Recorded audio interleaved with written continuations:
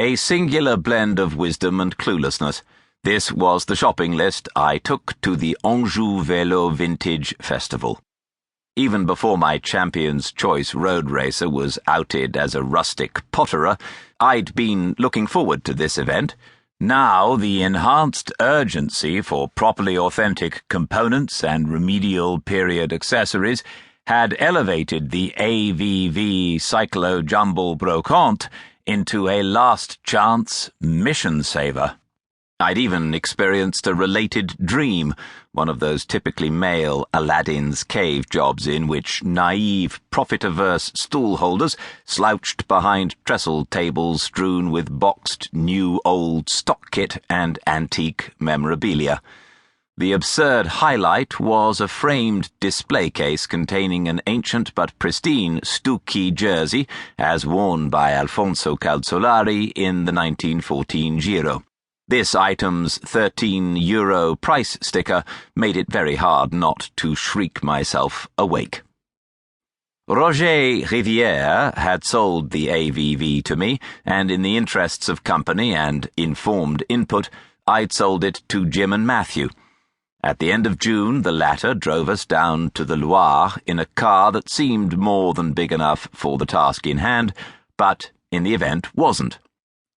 Based in the winsome old riverside town of Saumur, the festival announced itself as a magnet for those with an interest in old bicycles and pillbox-hatted allo extras in seamed stockings.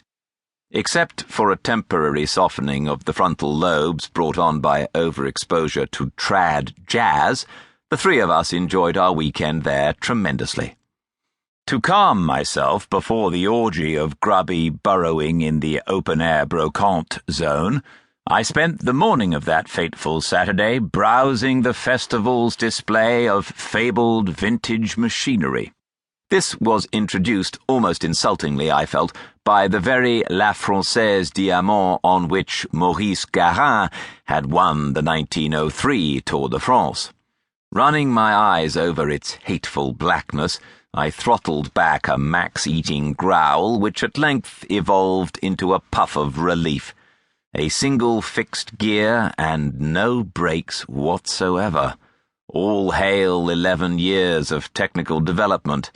The 1914 Peugeot nearby sported familiar caliper brakes and a switcheroo flip-flop hub that gave the rider access to at least 2 gears, even if changing between them meant stopping to take the back wheel off and turning it around. Perhaps more crucially, one was a freewheel, which would have allowed him to descend mountains without taking both feet off the crazily spinning pedals, the unnerving Garin method, or having his legs pureed by the rotational frenzy.